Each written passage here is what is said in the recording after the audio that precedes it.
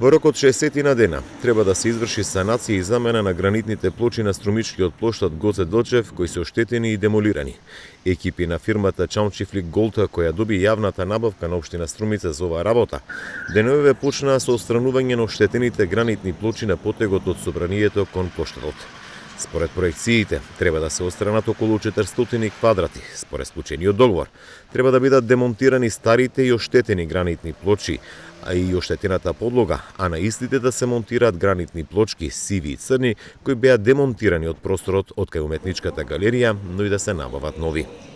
Реконструкцијата и санацијата на оштетените гранитни плочки овде на плоштадот ќе се реализира во две фази. Во првата се планира шеталиштето до самиот плоштад, каде што треба да бидат заменети околу 400 квадрати гранитни плочки.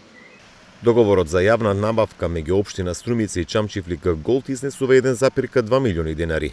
По завршувањето на првата фаза се планира да се изврши санација и на оштетените гранитни плочки и во централното подрачје на струмичкиот плоштад.